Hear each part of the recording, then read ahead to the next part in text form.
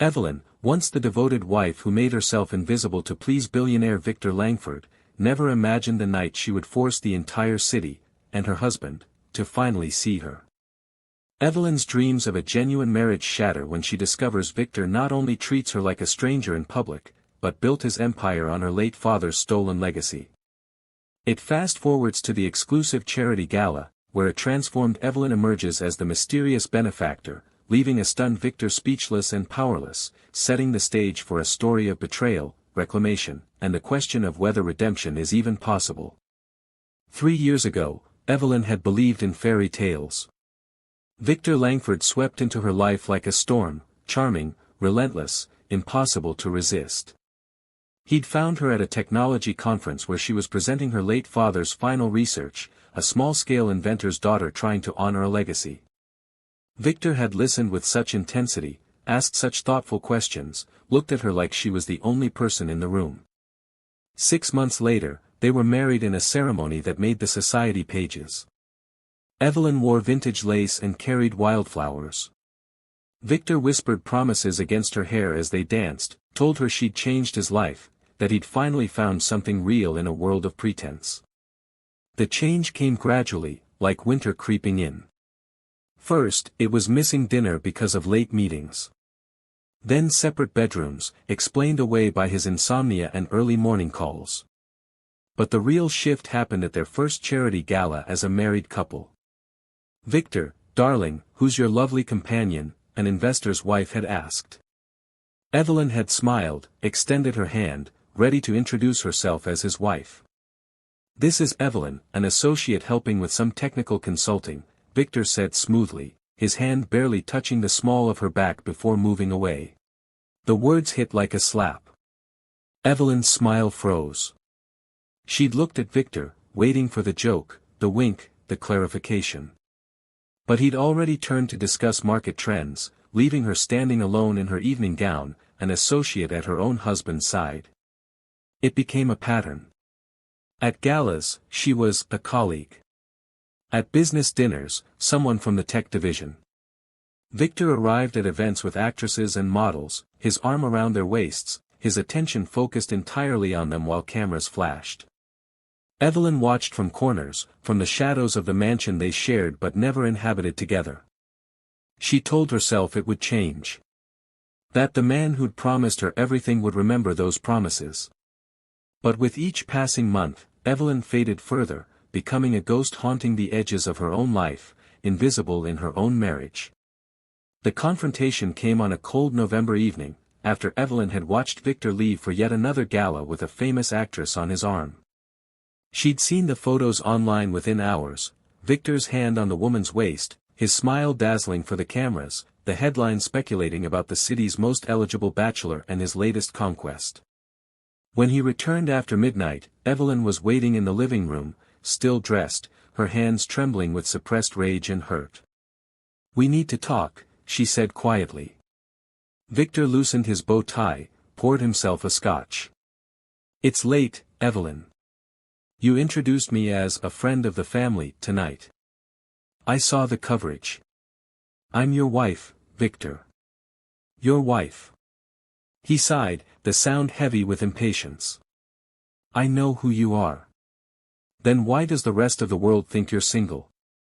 Victor sat across from her, his expression shifting into what she recognized as his boardroom face, calculated, strategic, impenetrable. "Because I need them to think that. The bachelor mystique, Evelyn, it's valuable. Investors see me as someone hungry, unattached, willing to take risks. The moment I'm a married man, I become safe, predictable, domesticated. Do you understand what that would do to my leverage? This is about leverage." Evelyn's voice cracked. "Our marriage is a business strategy." "Everything is business," Victor said, not unkindly. "But this is temporary. Just until the Meridian deal closes. Maybe another year, 18 months at most. Then we can go public, do the whole devoted couple routine. But right now, I need you to trust me." Evelyn wanted to scream, to throw his scotch glass against the marble fireplace, to demand the dignity she deserved. But Victor's eyes held that particular intensity she remembered from their courtship, the look that made her believe he needed her, that she was essential to his world. 18 months, she whispered. At most, he promised, reaching for her hand. I know it's hard, darling. But we're building something here. Empire requires sacrifice. She'd nodded, let him pull her close, breathed in his expensive cologne. And told herself that love meant patience, that her discomfort was temporary, that the man she'd married would keep his word. She'd been so foolishly wrong. 18 months became 2 years, then 3. The Meridian deal closed, then the Singapore expansion, then the European acquisition. There was always another deal, another strategic necessity, another reason why Victor Langford couldn't possibly be married. Evelyn stopped attending events altogether. What was the point of watching her husband pretend she didn't exist? She filled her days with charity work, art classes, anything to occupy the hollow hours in the mansion that felt more like a museum than a home. But sleep became difficult. The guest room where she'd been relegated faced the east wing, and some nights she'd lie awake, listening to the house settle, feeling the weight of her invisibility pressing down like a physical thing. It was during one of these sleepless nights, 3 months ago, that Evelyn found herself wandering the halls in her silk robe. She'd passed Victor's study, the one room in the house he kept locked, the sanctuary where he retreated for important calls and sensitive work. The door was ajar. Victor had left for Tokyo that afternoon, wouldn't return for a week. The cleaning staff had been through. Someone must have forgotten to secure the lock. Evelyn stood in the doorway, her heart pounding. She'd never violated Victor's privacy, had respected his boundaries even as he obliterated hers. But something pulled her forward, intuition, desperation, the universe offering her a glimpse behind the curtain. The study was immaculate, dark wood, leather chairs, walls lined with corporate awards and framed patents. Evelyn moved toward the desk, her fingers trailing over the smooth surface. That's when she saw it. A folder, marked, Patterson Archives, Confidential. Patterson. Her father's name. Her hands shook as she opened it. Inside were documents, technical specifications, patent filings. All bearing her father's signature, his meticulous diagrams, his revolutionary work on sustainable energy storage. Technology he'd died developing, leaving Evelyn with nothing but debt and memories. Except these patents weren't filed in her father's name. They were registered to Langford Industries. Dated 5 years ago, 2 years before she'd even met Victor. The room tilted. Evelyn gripped the desk, her breath coming in sharp gasps as the truth assembled itself like one of her father's complex equations. Victor had stolen her father's work. Built his empire on her family's genius. And then he'd found her, the daughter, and married her, ensuring she could never challenge his theft. Everything had been a lie. The next morning, Evelyn made careful copies of everything in that folder. She photographed patents, technical drawings, correspondence, all evidence of what Victor had done. Then she locked herself in her room and made a phone call to the one person she thought might help, James Chen, her father's former patent attorney. Evelyn Patterson, James said warmly. It's been years. What can I do for you? I need to understand something about my father's final patents, she said, her voice steady despite the trembling in her hands. The energy storage technology he was developing before he died. There was a pause. That work was acquired by Langford Industries. I assumed you knew, given your marriage to Victor Langford. I need to know if the acquisition was legal. Another pause, longer this time. Can you come to my office? This conversation should happen in person. 2 days later, Evelyn sat across from James in his downtown office, the evidence spread between them like cards in a high-stakes game. James studied the documents, his expression darkening. Your father was in negotiations with Langford Industries, yes. But he died before signing anything. The patents should have passed to you as his sole heir. But they're registered to Victor's company. Improperly. Your father's signature on these transfer documents. James pointed to a form. This is dated 3 weeks after his death. It's fraudulent. The words hung in the air. Fraudulent. Victor hadn't just been cold, hadn't just denied her publicly. He'd built his entire empire on stolen work, on forgery, on the systematic theft of her family's legacy. Can I get them back? Evelyn asked. James met her eyes. Not only can you get them back, you can sue for damages. Every product Langford Industries has produced using this technology, you're entitled to compensation. We're talking hundreds of millions, possibly billions. Evelyn felt something shift inside her, like tectonic plates realigning. For 3 years, she'd made herself small, invisible, diminished. She'd accepted Victor's explanations, his promises, his casual cruelty. She'd believed that love meant sacrifice. But this wasn't love. It had never been love. I want to pursue this, she said quietly. But I need time to prepare.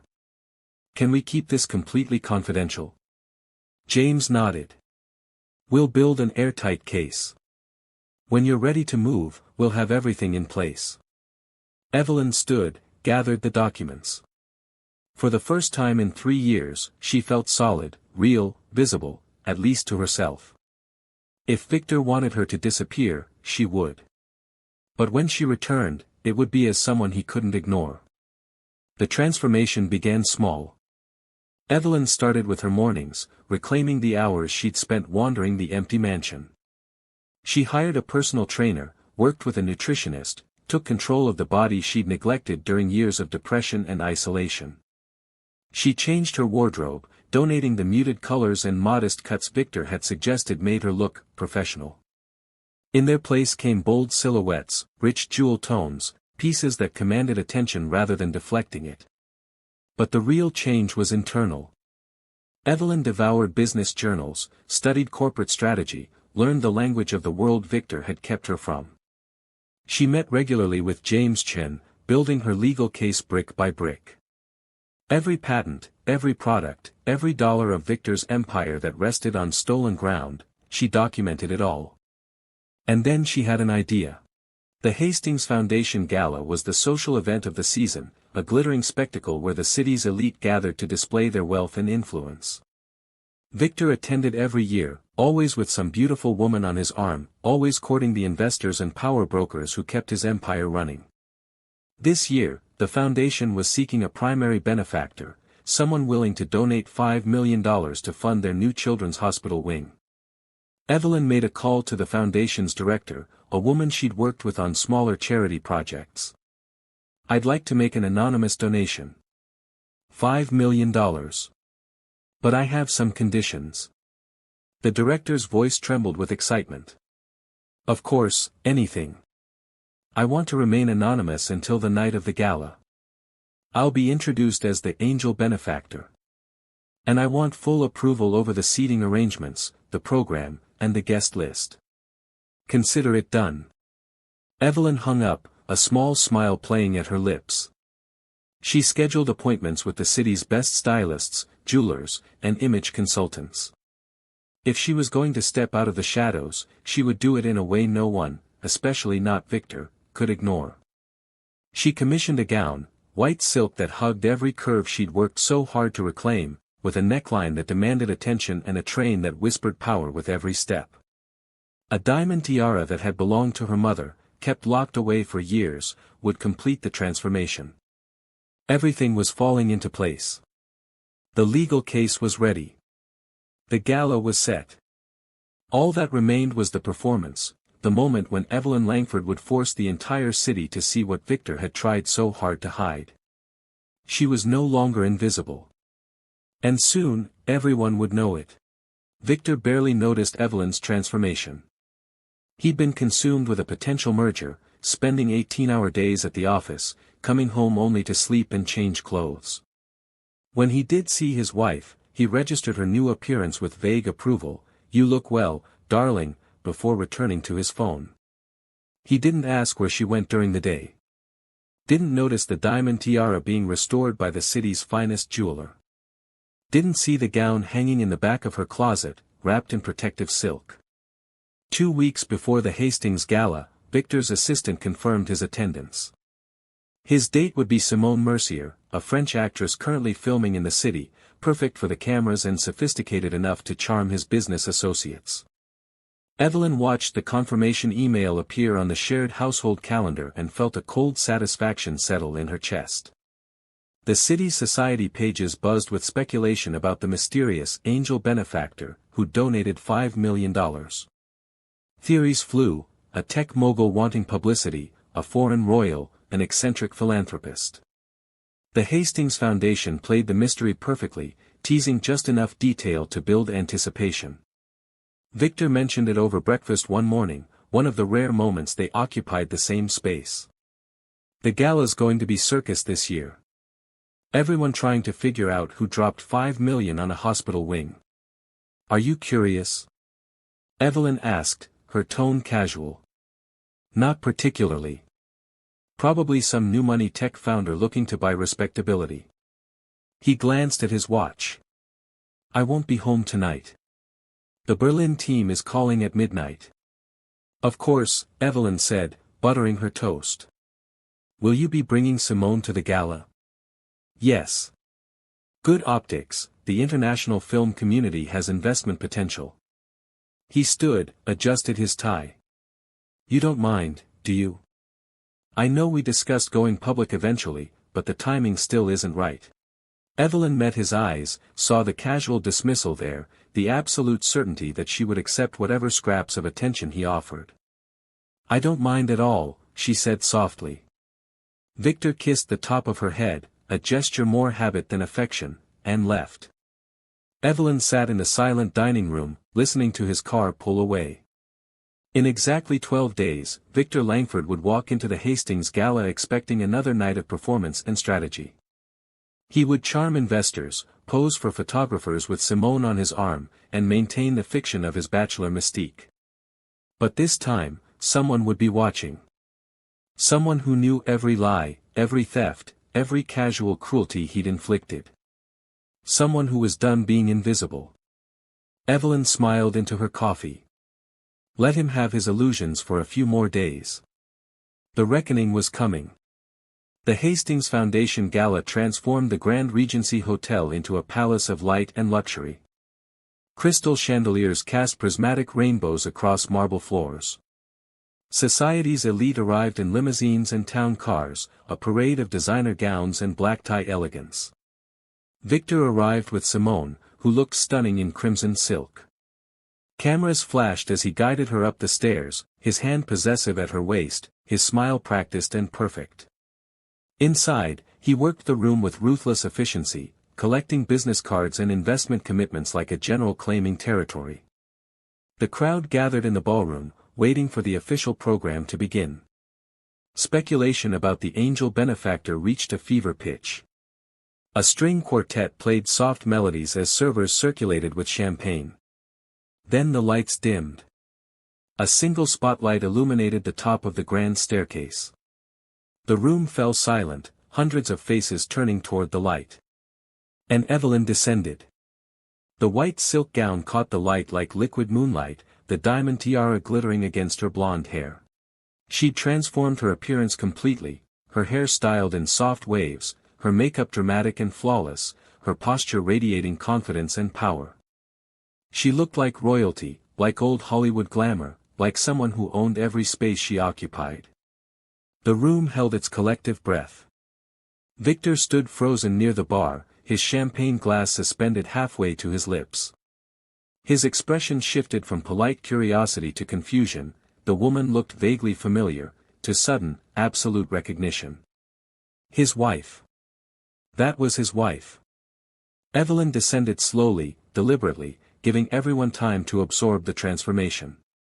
She heard the whispers rippling through the crowd, saw heads turning, phones appearing to capture the moment. She reached the bottom of the stairs and paused, her eyes scanning the room until they found Victor's. For 3 years, he'd looked through her, past her, around her. Now she held his gaze with unflinching directness, and watched his face drain of color. Simone leaned close to Victor, whispered something. He didn't respond, couldn't seem to tear his eyes away from the woman in white who just claimed every bit of attention in the room. The foundation's director rushed forward, took Evelyn's hand, and led her toward the stage. "Ladies and gentlemen," the director's voice rang out through the microphone, "may I introduce our angel benefactor, the woman whose generosity has made tonight possible." Evelyn stepped up to the microphone, the spotlight warm on her face, and smiled at the sea of shocked, curious, captivated faces. Finally, after 3 years of invisibility, everyone was watching. Especially Victor. Evelyn stood at the microphone, the entire ballroom hanging on her silence. She could see Victor near the back, his face a mask of barely controlled shock. Simone looked confused, following his gaze to the woman on stage. Around them, society's elite leaned forward, eager to hear from the mysterious benefactor who'd captivated their imagination. "Thank you all for coming tonight," Evelyn began, her voice steady and clear. "When the Hastings Foundation approached me about supporting their children's hospital wing, I knew immediately that I wanted to contribute. You see, I believe deeply in legacy, in the idea that what we create should outlive us, should benefit future generations." She paused, let the words settle. "My father was an inventor. A brilliant man who believed technology should serve humanity, not just profit. He spent his life developing sustainable energy solutions, dreaming of a world where innovation lifted everyone, not just the fortunate few." Victor's hand tightened on his champagne glass. She saw the moment he understood where this was leading, saw the calculation in his eyes as he tried to determine how much she knew. "My father died before he could see his work come to fruition," Evelyn continued. "His patents, his research, his innovations, they were supposed to be his legacy to me, and through me, to the world. But sometimes, legacy is stolen. Sometimes, the people we trust most are the ones who take everything we have and claim it as their own." The room had gone completely silent. Even the servers had stopped moving. "I'm donating $5 million tonight not just to honor my father's memory, but to reclaim what was taken from my family. Every dollar of this donation comes from settlements and licensing fees recovered from corporations that profited from stolen intellectual property. My father's intellectual property." She finally allowed herself to look directly at Victor. His face had gone from shock to ashen, his body rigid with barely suppressed fury. "Tonight is about truth," Evelyn said softly, though her voice carried to every corner of the ballroom. "About ensuring that the next generation inherits a world where genius is celebrated, not exploited. Where people are valued, not used. Where those who've been invisible finally step into the light." She stepped back from the microphone to thunderous applause. The foundation director embraced her, tears in her eyes. Around the room, people rose to their feet. Everyone except Victor, who stood frozen, watching his carefully constructed world begin to crumble around him. Evelyn found Victor in the hotel's private library, a room reserved for VIP guests seeking refuge from the gala's spectacle. He stood by the window, his bow tie loosened, a glass of scotch in his hand. He didn't turn when she entered. "That was quite a performance," he said finally, his voice tight. "It wasn't a performance. It was the truth." Now he turned, and the fury in his eyes made her take an involuntary step back. "You humiliated me in front of the entire city. Do you understand what you've done? What I've done?" Evelyn's voice rose. "Victor, you stole my father's work. You built your entire empire on stolen patents. You married me to cover your tracks, to ensure I'd never challenge your theft. And for 3 years, you treated me like I didn't exist. I explained the business necessity." "Stop." The word cracked through the room like a whip. "No more explanations. No more excuses. I have documentation, Victor. Legal proof. James Chen has built a case that will dismantle everything you've created." Victor's face went pale. "James Chen. You went to your father's attorney." "I went to someone who actually valued my father's legacy. Someone who helped me understand that I don't have to accept being invisible. That I have rights, legal standing, and power. She pulled an envelope from her clutch, set it on the desk between them. This is a preliminary injunction. It freezes all patents derived from my father's work. And it's just the beginning. He stared at the envelope like it was a snake. What do you want? I want you to see me. Evelyn's voice broke slightly.